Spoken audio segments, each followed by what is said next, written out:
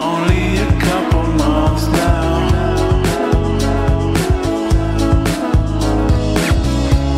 I think I recognize her. Welcome to The Truth in His Heart. I am your host, Rob Lee.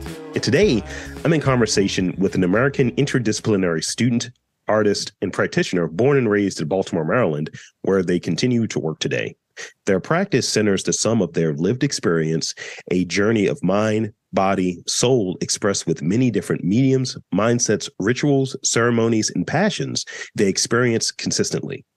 Not limiting their art practice or perspective of self as a creator and as an artist to just the physical task of making work. Please welcome Brian Suryah. Welcome to the podcast.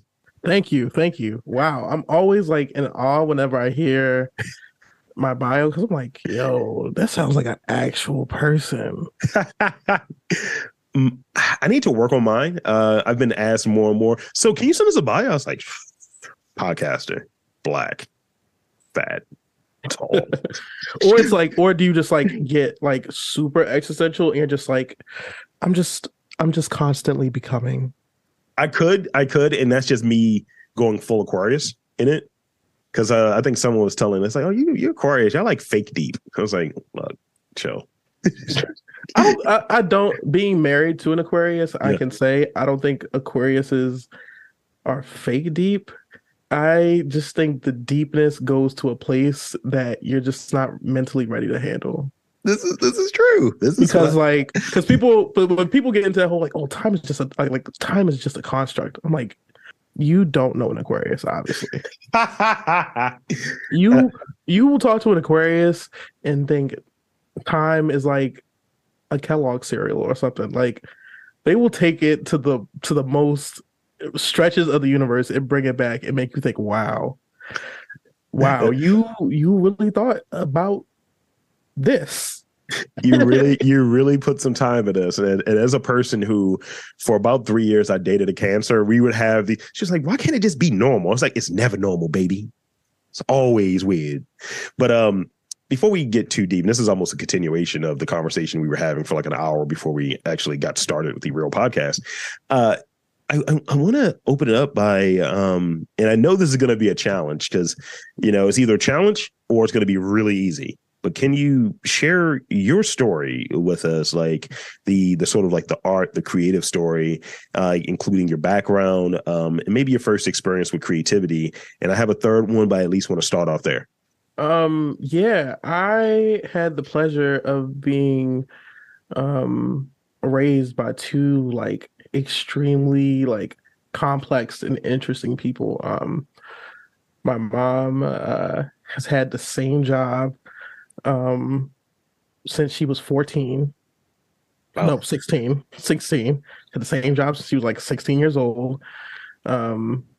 Is someone who I like when I think about like someone who just like, it's like, wow, like you're really a person. Like that's who I think about, because man, that lady is crazy. Yeah, and a dad that was just like really focused on experiencing life in very like authentic ways, even though it like that authenticity wasn't always good. I get what you're saying.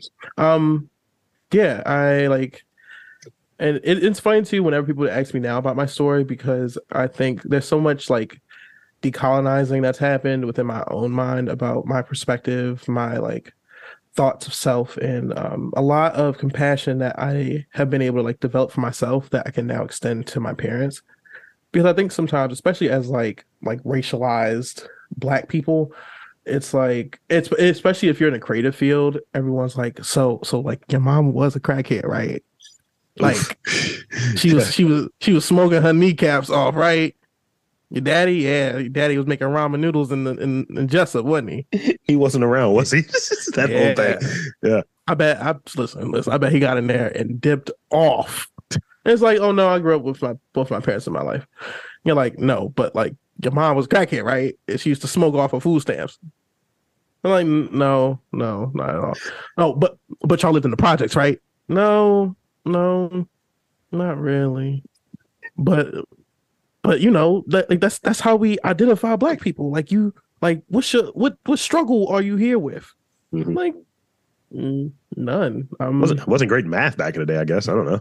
I don't know. I just feel like it feels so much better to think about the fact that I was raised by two people who did the very best with what they had in the moment, Yeah. and within that still made a lot of purposeful and intentional um, opportunities for themselves to experience joy and happiness. I find that way better than being like, so and so was single, and both parents were in the household, and sometimes things got hard. And it's like I always get like, I always cry a little inside whenever. Well, that's very cancerian of me to say.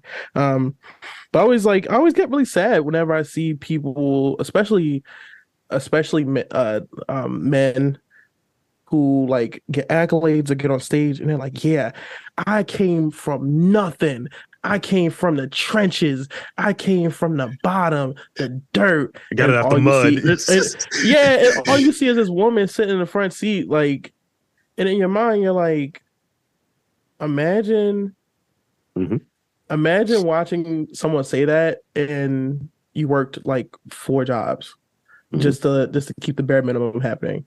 Imagine hearing someone say that, and for like a week straight, all you ate was ramen noodles. So that way they had a hot lunch every day. Yeah. And I'm like, wow, being that like, number one, that narrow minded, but also just being that like uncompassionate, and I think in a lot of ways selfish, is just like, no. Like, my story is, I've been dozens of people, places, things, organisms before now. As I exist now in this space, I am the product of two very amazing people and some very great experiences. And yeah, my childhood was pretty okay. I will say things got bumpy. Things did get a little bumpy once I got to like my dad getting deployed. That's when I think my first. I always think too, because whenever people ask me too about like my creativity, I think it had to happen Mm. around that time as well.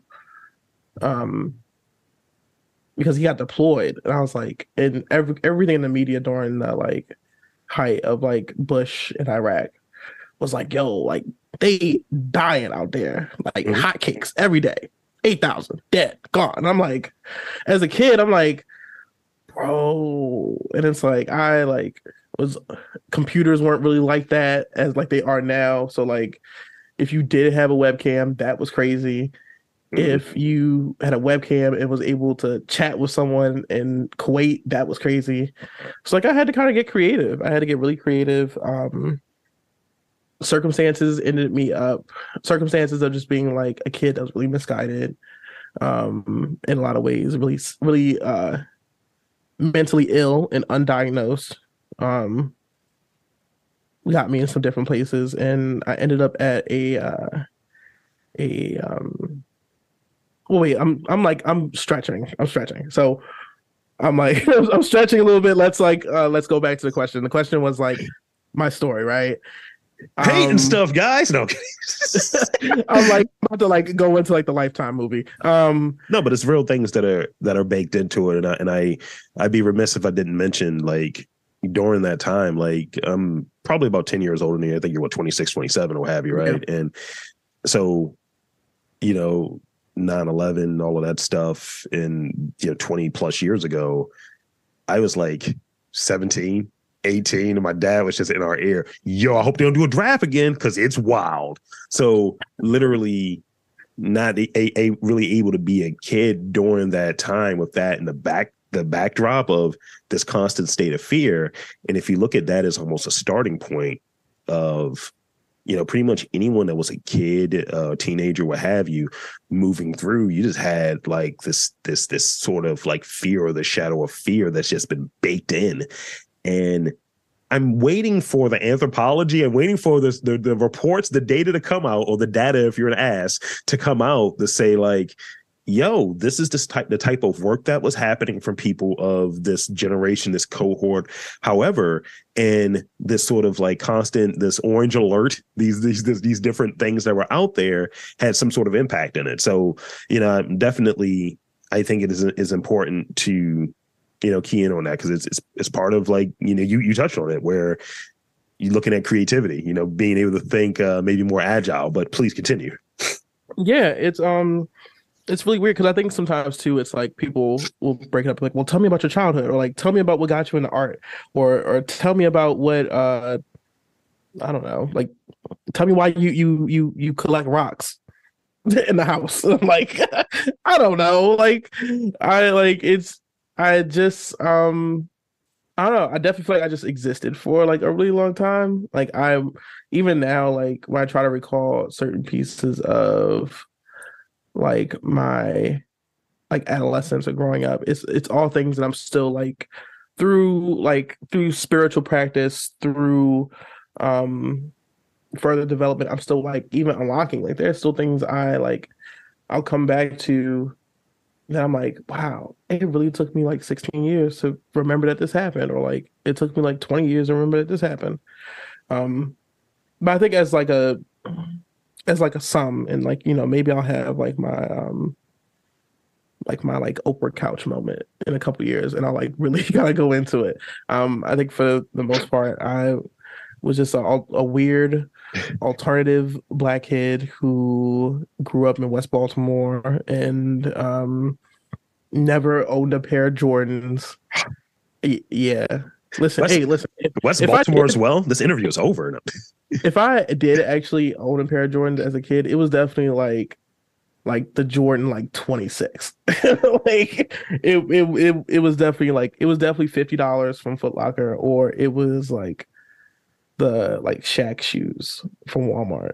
I remember at one point as a bit, we went out there to, me and a couple of my friends went out there to Steve & Barry's and got the Starberry joints. Yeah. And the Ben Wallace joints. Yeah. We out there in those streets getting it. Or there was one shoe in particular I remember having, because even even thinking about where like my mind was for design as a young kid, I remember having this I keep saying in my mind, I would like file it under Jay-Z shoe, but it said like Sean Carter on it. It was a black and gray. The S. Carters. Yes. That shoe is the first shoe I remember like owning and being like, oh no, like this is a fresh shoe. This shoe is hard. I had a pair of those. I had like the white ones, because they had like the very crisp signature on there.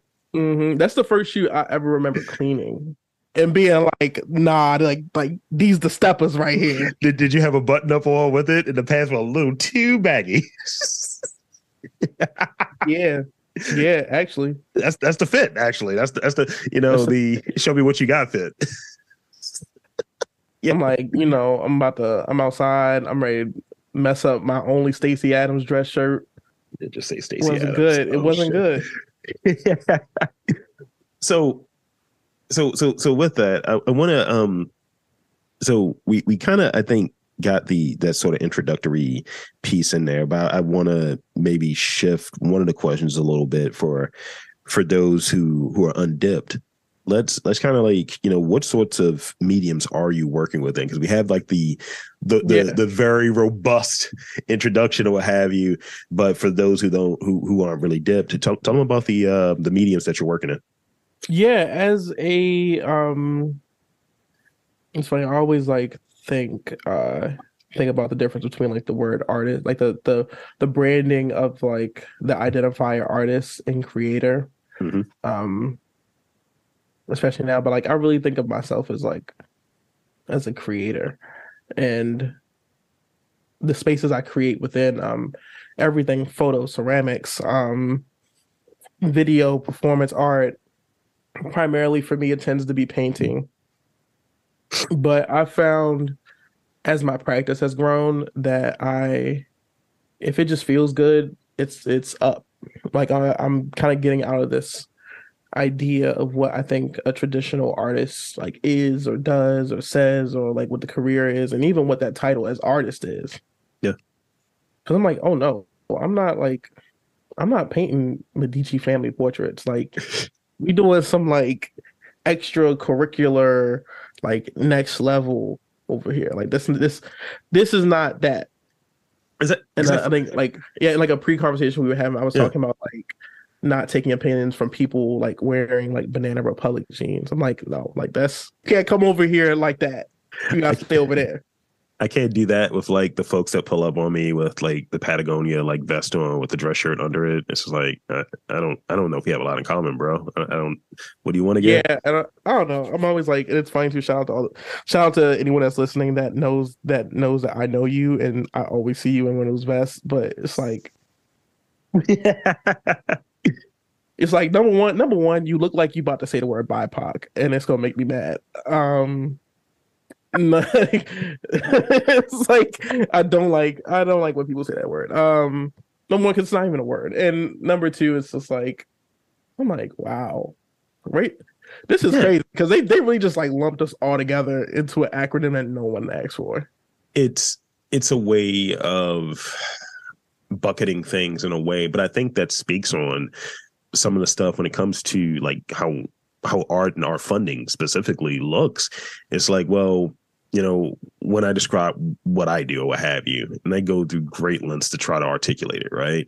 And I don't think I should, but I try just for sake of simplicity. And it's like, well, I don't know if we would fund something like that. But I was like, but you funded this, and it does both of those things. You funded radio, like, oh, it's not an art, or it's journalism. That's not quite this. It's so many things instead of a thing that's fundable. And it's just interesting when we get into this spot to go back to what you were touching on a moment ago, like definitions. I kind of got out of for a bit using the word podcast because it felt deprecated. It's like, Yeah, so many people get into that zone and there are podcasts popping up left and right. And as I say all the time, most of them aren't good. no, And it's, as you said, when we were talking beforehand, it's just, some of you ain't saying anything. yeah, but I think that's what stops a lot. I think that's what creates a lot of friction, between like it's hard to even say communities because like these really aren't even communities. These are all just like weird tribal cliques of it's all about the branding of words and how those brands number one, how those brands really just like eat us all up, and number two, just how many people are like constantly using words that they don't really know the meaning of to describe situations that they don't really understand. Yeah. I think I saw a video earlier in this week about the etymology of imposter syndrome. Yeah. And I was like, because there was a black woman on there. She was like, yeah, I was asked to tell me about, your experience as a black person in imposter syndrome. She was like, you mean the thing that doesn't apply to me? You mean the thing that was put towards like white women of this age group? I was like, oh. Oh, she's like, let's talk about institutional racism for a bit. I was like, oh. But it's sort of that. And I had this bit because that sort of talk. It's you have this sort of like the business parlance that falls into the art conversation, that falls into the nonprofit conversation. And you just need to hear one or two of those things. You almost want to play bingo or some type of game when you hear those things. When you hear someone talk about these spaces and and I used to do it all the time in like the office day job. And it's like, soup to nuts. When the rubber meets the road, when I hear any of these sort of like business platitudes, I'm like, I don't want to be in this meeting anymore. You haven't said anything. You used a lot of words, but you haven't said anything. Yeah, it's kind of like I don't know. It's just like, damn, that's what y'all be doing here.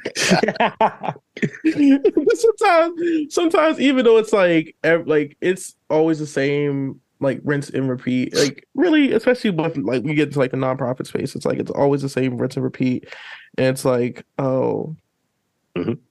oh, okay, you one of those. You okay? I got you. And then it's like, bro, like, why are we even using this type of language? This all just feels so aggressive. Like, it feels weird being like, oh, well, I'm a creator, and someone's like, oh, like TikTok. Hmm. Hmm. I had I'm a, like, had a, I'm like, you know what? You're right. I have never been deserving of love, and you have just reminded me of that. That I do not deserve love, respect, or any sort of appreciation. And they're like, yeah, nah, but like, nah, bro, you gotta get on TikTok. Like, no. But like, how you gonna like sell art if you're not on TikTok? or my favorite word. How you gonna scale? What is your plan to scale? It's like, Which can I is just do this? a really funny word because I, as someone who does like a lot of economic development work, that I won't really tell too much about because I don't know how much I have to get approved before I talk too much about that. That's an honest answer. I mean, I can't stop the bag. I just bought a house earlier this year. It's looking nice. I got dogs. The food is expensive. Okay, the food, they got the science stuff in it with the cage free stuff. It's expensive. It's expensive. So I'm not going to block my blessing. I mean, I'm And just stirring my ramen noodles for my cat, as any good drug dealing creative in Baltimore would do. it's like it's always funny when I hear the word scale, because one thing I ask a lot of businesses I work with, I'm like, so what is the scaling plan? Like, are you comfortable with this being something that's like super intimate, where you get to put your hand on every single product, you get to talk to the customer? And I hear a lot of people being like, can I tell you the truth? I'm like, Yeah, please. it depends. Don't incriminate me. Like, I can't. Who'd you blick? Who'd you blick off? Like, I don't need to know that. Like, listen, I work for them people, but like, I'm not them people. So Go on. I'll be like, so what do you like? What are you gonna do? And so often, like, I hear from businesses all the time, businesses, artists, designers, makers, who are like, you know what? Like, I actually don't want a huge warehouse with 20 employees. That sounds really, really, really bad to me. And I'm like, no, like, it's okay to feel that way. Like, you don't, like, everything you do does not have to be on like this really grand scale. Like, you really don't have to scale at all. Like, with the way my practice is like now, Yeah.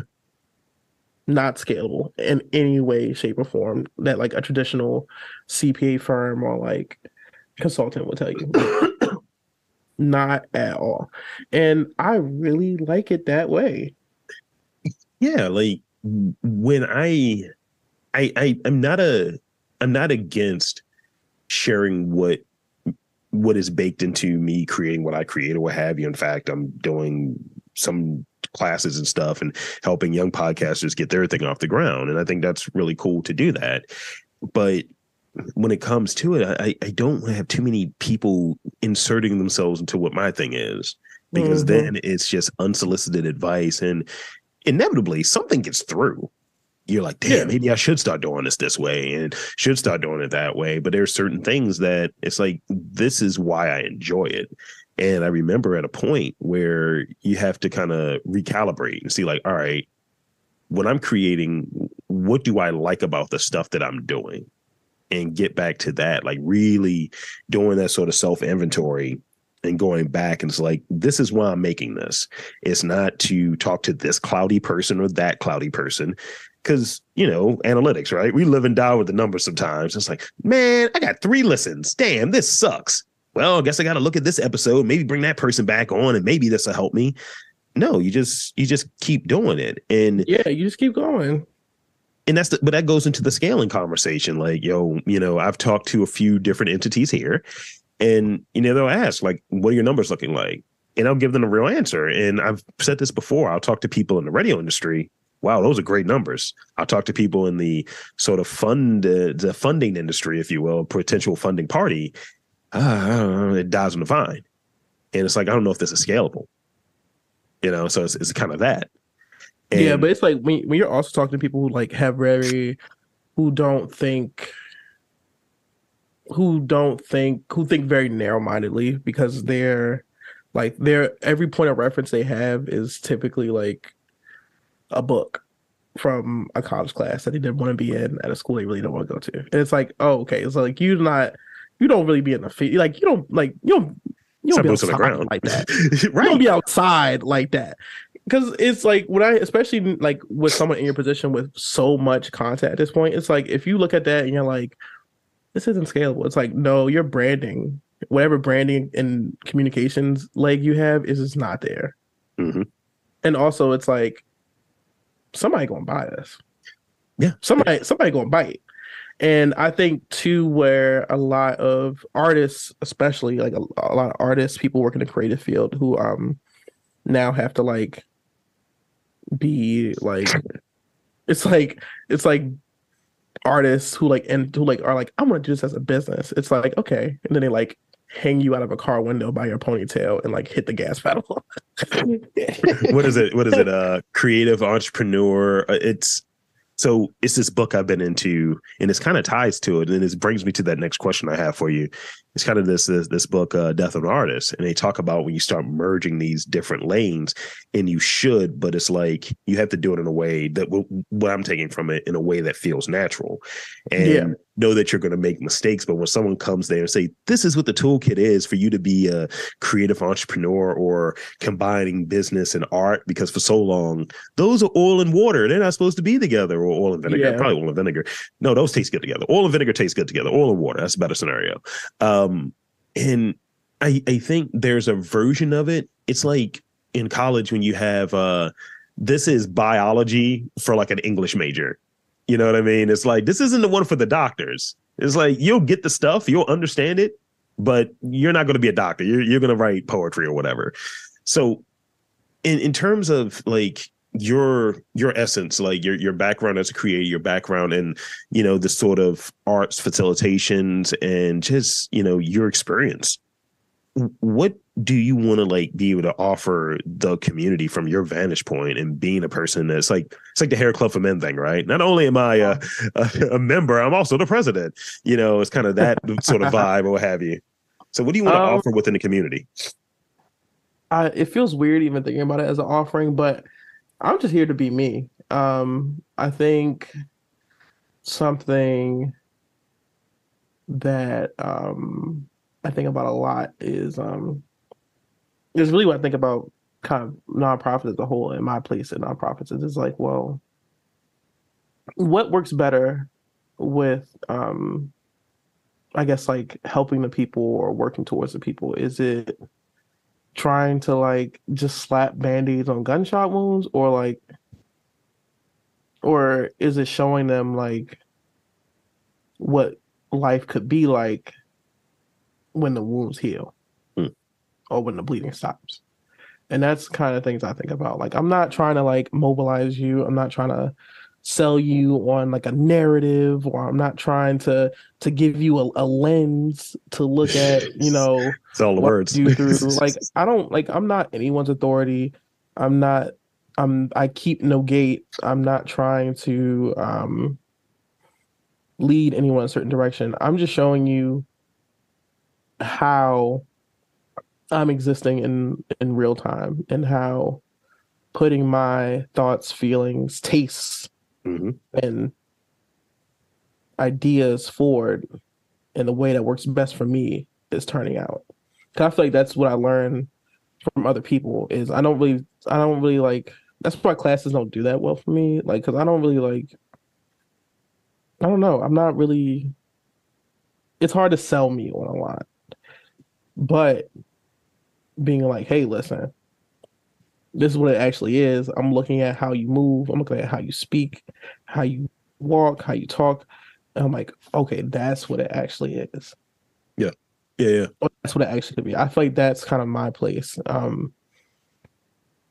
Really, because like I've been on the internet long enough to see like how those types of things play out. And also I also see, and having like worked in the fashion industry for a little bit, and working in nonprofit industry, and working in the arts industry, it's like you see what it looks like when everything is a fabrication. You see what's going on, You're constantly around people who need a vacation every 2 weeks because they're living a life that isn't sustainable. Uh-huh.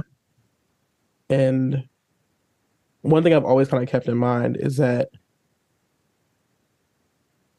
you'll be able to stay in place more and stay present more if you're not building and sustaining a life you have to run away from. And that's kind of like where I'm at. Like I don't know, when especially it's funny too, because like I've had so many people be like, you need to move out of Baltimore. Like you need to go somewhere else, get a different experience, and then you could like probably come back and then make an impact. And in my mind I think okay, I think about it, but then I'm like, well, I'm surrounded by my family who loves me. I'm surrounded by a community of people that love me. I'm surrounded by places and things that I go to, 80 to 300 times a year and still excite me every single time. Yeah. I plant my feet in soil every morning and I feel the environment around me and I feel the connection I have to this land. I'm always kind of thinking like, no, this is where I fit in whatever greater scheme that like the universe or all that is that's going on. Like this is where my peace kind of comes in.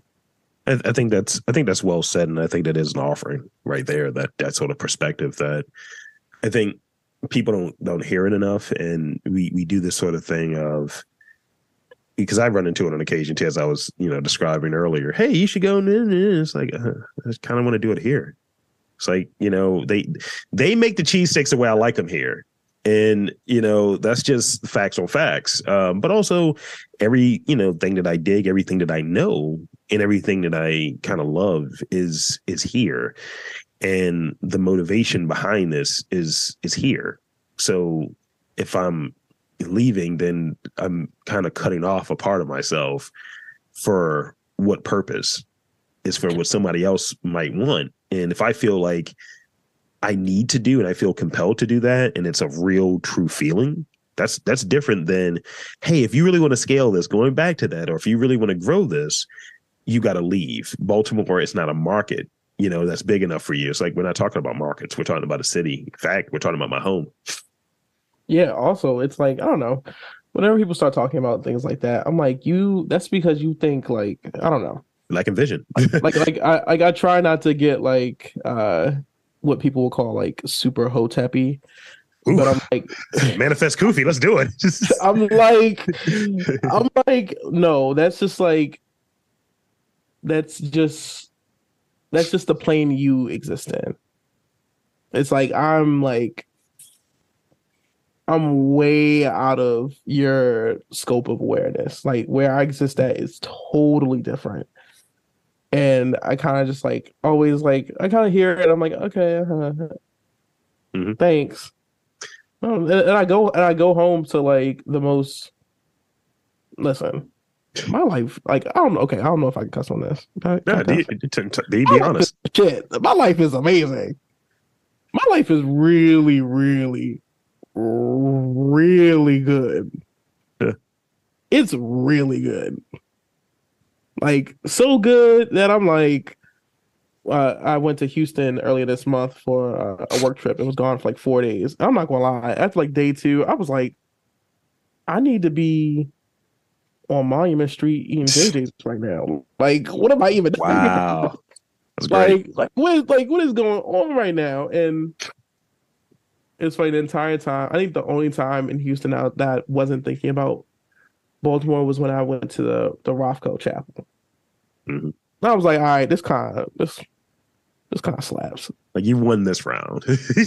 Won this round. But in my mind, I was like, man, I gotta get back to Baltimore. Even being in New York, like New York is cool, but like New York is New York. It's not Baltimore, bro. Like when I go through the whole like this city is like, and it's funny too because like whenever people talk about working in like economic development and it's literally seeing how the city is changing and will change within the next 10 years.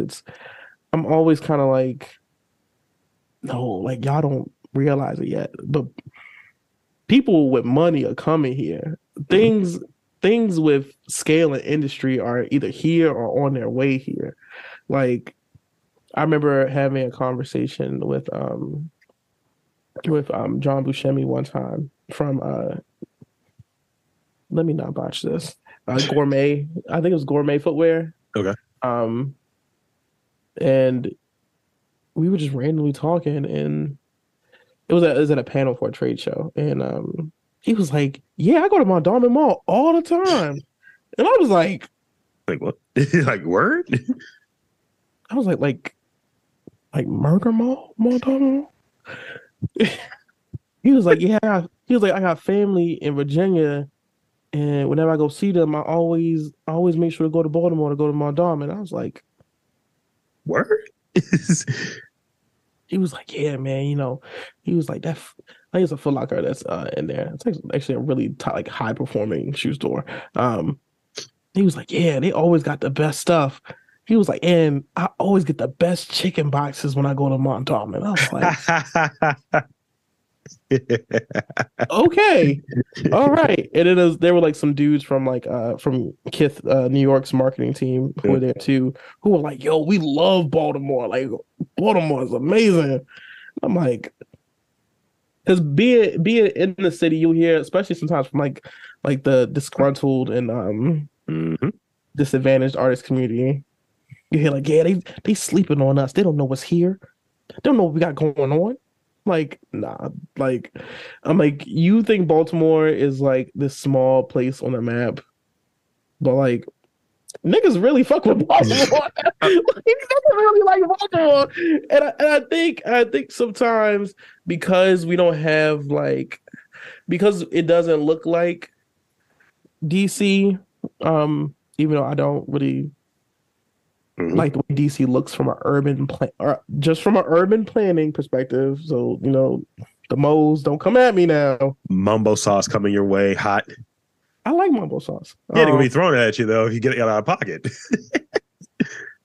Sorry, I say it respectfully. Respectfully, yes. But yeah, it's just like Baltimore has buildings that are still in operation that were here before the United States was even called the United States. It's like, this city is crazy. But that's the thing, though. That's the thing where I've used this, and I got two more questions for you before I get to those rapid fire ones.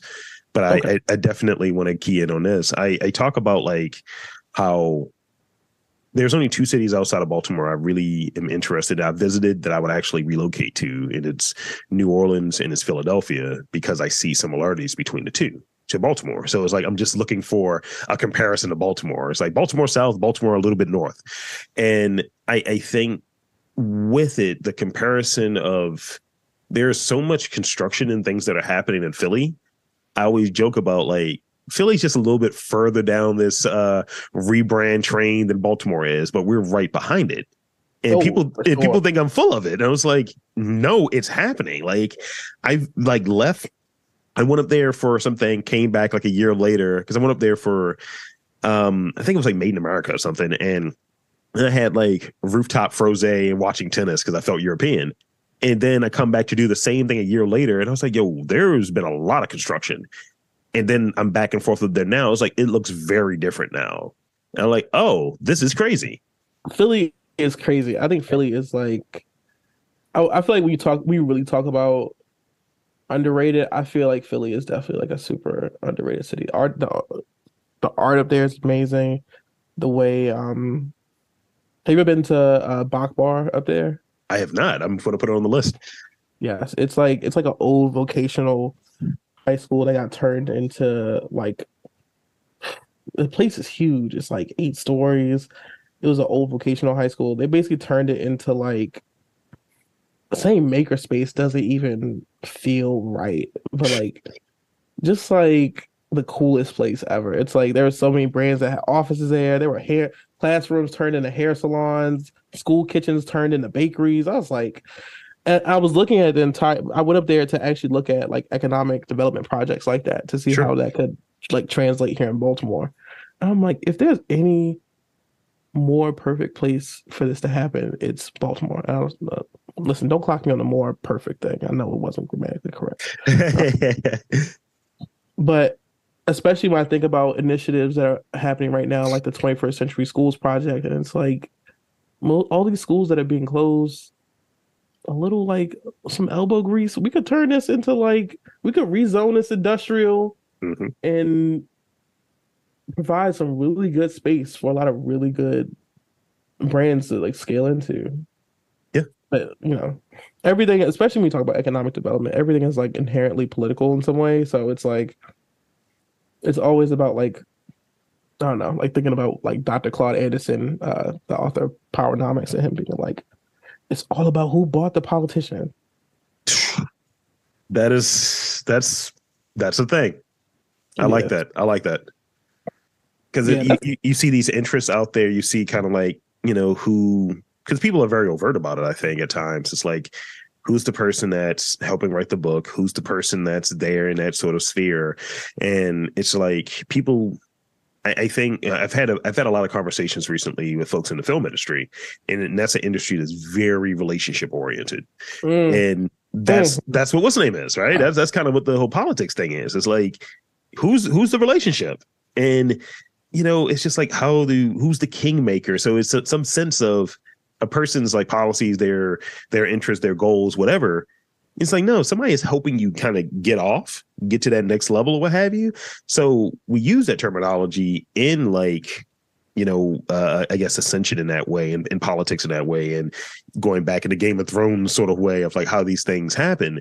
So if that idea exists, then people aren't just getting it based off the strength of what they're about. You know, it's like, who's around them? Who's funding it? You know, the person that has the most money, they have the better chance of winning. Yeah. Also, it's like, it's really thinking about like the path you choose, and the perspective on that. Because it's like, when you think about what's the better way to, I guess, like enact political change, is it like joining city council, or is it starting a business that will accrue enough revenue for you to build lobbying power on like on a local level? It's like, which one, you know, it's like, it's two completely different paths that could give you two very different results. Right. So here's the last real one, actually, because I think I got one of my answers there, actually. So I saw this when I was going through the YouTube, because, you know, I call it the YouTube because I'm an old person. Tell me about obstacles, because I remember that was a thing. I was listening in about kind of this shift. I remember it was your site, your studio, and all that good stuff. So, in talking about obstacles, how do you approach them? Describe an obstacle that comes to mind that's been very impactful in your professional, your like art journey. I think my biggest obstacle is, even still, that I'm still like doing a lot of like personal work around like my perception is believing that the value of my work isn't dependent on the color of my skin and like whatever like trauma narrative can be attached to it. I think that's probably something I'm still like really navigating, and is why I feel like so much of my newer work has been so, in the ways I've been working have been so different. Because I think for so long, what used to alienate me from really just like the art industry as a whole was that like everyone wanted a narrative. Like everyone wanted your mom to be like a crackhead who was like smoking away her food stamps. And it's like, bro, like, come on. Like, I don't want, number one, like, that's not even how I view my life. And also, to be clear, my mom was not a crackhead who was smoking away her food stamps. But it's like when I don't know, it just feels like, especially with creative industries, like they really do not want Black people to be happy, like at all. And sometimes when I see, especially like even when I see other artists in the city, in the ways they approach their work, and I think what really like makes it feel icky is what I see in the eyes of white people who look at their work, and I'm like, oh no, that's not a good look. Right. That's not a good look, and I think, well, really even saying like whether it's a good or a bad look is like kind of regressive in its own way, but it's a look that I don't want. Mhm. And I think my life is so much, like I said, I have a great fucking life. And I think the times where I can, with a certain perspective, look back and be like, damn, that kind of sucked, was like from someone else's perspective or like from a narrative that I didn't ask for or didn't want. And I think the way I'm working now with like using platforms like YouTube, like now being on Patreon, Yeah. and even the ways I use like Twitter and Instagram, I think I'm seeing what it looks like when you really reshift your like hierarchy of values and put yourself first. Yeah. Thank you. And Yeah. and seeing what that's gotten me so far, I'm like, oh, so you telling me that I could have just like been me this entire time and like it'd have been cool? Like, because like you see like other artists and you're like, oh well, like maybe if I like, what if I like, black it up a little bit? What if I this is an abstract portrait of James Baldwin Stop. last moments of Stop. interaction with a police officer. It's like Stop it. it's like no, why I wish I saw more work from black people that like was about something else other than like white violence. I'm like, black people do other things except get their ass whooped by the police. It's like, can we please talk about something else? Please, like, I don't want the fact that I'm black to be the only thing that carries my work. I don't want the fact that, I'm non-binary to carry my work. I don't want your perception of whoever I sleep with to carry my work. These are all things that I see artists like get so trapped into, and I'm like, bro, you're this isn't number one, this isn't like morally correct. This feels very like perverted, and not in like in like a sexual way, but like in a very like maleficent, like malicious way. Like this is kind of evil. This kind of like I don't know. I don't like it, and I think it does a disservice to the self. It does a disservice to the spirit when the hyper focus is always pain or struggle or like the fact that you grew up in the trenches. And it's like no, like this is some artwork that I made when I was really happy, and that's it. It's almost as if you can't have that sort of thing. Like, and I go back to, because you've mentioned it, more than once, that you are happy with your life. Yeah. And that's the thing that almost comes off as you can't even say that. You know what I mean? Like, oh, you're happy? Why are you happy? Why should you be happy? It's like you tell someone like, oh, like, no, like this is work I made from a really happy place and I felt really good about it. And they're like, no, but like, I can't hang that in my living room and talk to my white friends about that. Like, we don't care about that. Like, tell us about your mom and the crack pipe. Tell us about that story. It's like, oh, okay, all right.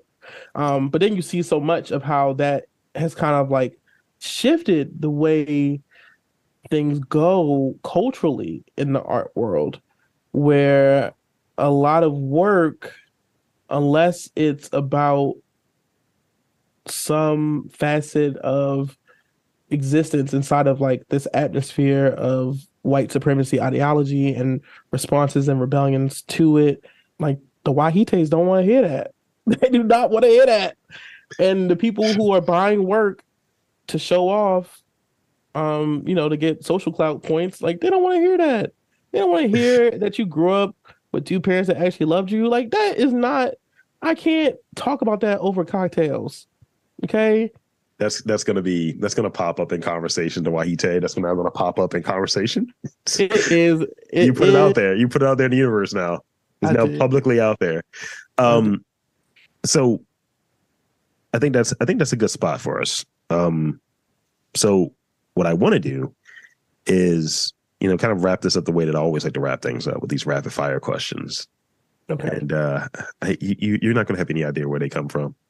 That's fine. They're all over the place. But the key thing is we got to have brevity here. Brevity is key. But they're ridiculous questions. I've been adding them as we've been talking. So yeah. So I'm going to start off with this one. What's your favorite word that begins with an S? Shit. You chose 4-letter. Appreciate it. What would be a good spy name for you? I think about this a lot. Really? I think about this a lot, and I always think how like in like ballroom culture, right? Yeah. If you're not like a part of a house, then you're what's called a 007. Okay. And in my mind, I always think like, well, if I was a spy, or like, like how I like what angle would I hit it from? And I think I would I want to be like agent, like he, she, they 007. That's amazing. Because so many ideas are gonna come to your mind that you're like, I don't think I know what to expect from this. That's how I feel sometimes too. Because I'm like, being in and also out of the community, I'm like, I don't be knowing what half these words mean. I don't be knowing what these words mean. That's funny. So I'm like, if I'm this confused, I know other potential spy enemies might also be that confused. And then I'm like, is it healthy that you think this much about this in this way? I think my spy name would be like the MC or something. It has to be crazy. It has to be crazy enough that people like fear it, because they're like, I don't know what's coming from this. But like, when people hear like he, she, they be like, oh, you be doing that pronoun stuff. So they don't know how you about to come.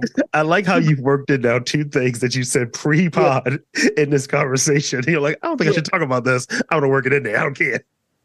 Yeah, because then you're like, oh, you be doing that pronoun stuff. I'm like, you might lose your job, you might lose your house. Like, you don't know how I'm coming. You might have to delete your Twitter. Like, you don't know what's about to happen when I come in the building. So here's the next one. We got 2 left. This, I'm going to save the most ridiculous one for later. This one is similar, and it may have a similar title to your spy name. What would be the title of your autobiography? Because you talked about your Oprah sit down earlier. So obviously there's going to be an autobiography that accompanies that. You'll be up there like giving your book away or something. I think it would be called Yeah, No, He Didn't Go to Jail. Here's the last one I got for you. Is it wrong for a vegetarian to eat animal crackers? Yes. Thank you. That was a ridiculous question, but also you answered it right. So with that, I want to thank you for being on this podcast and chopping it up with me, sharing your thoughts, your musings, and indulging the rapid fire questions. And with that, I want to invite and encourage you to tell the fine folks where to check out you, your work, social media, website, all of that good stuff. The floor is yours.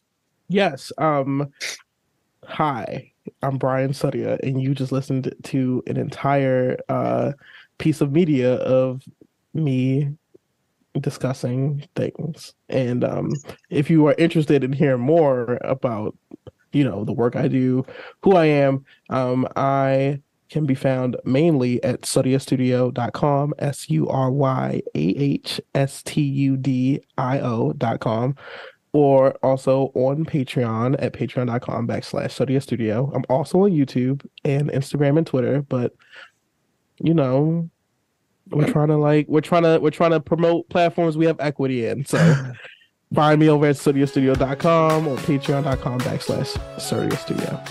And there you have it, folks. I want to again thank Brian Suryah for coming on to the podcast and chopping it up with me. And I'm Rob Lee, saying that there's art in and around your neck of the woods. You just got to look for it.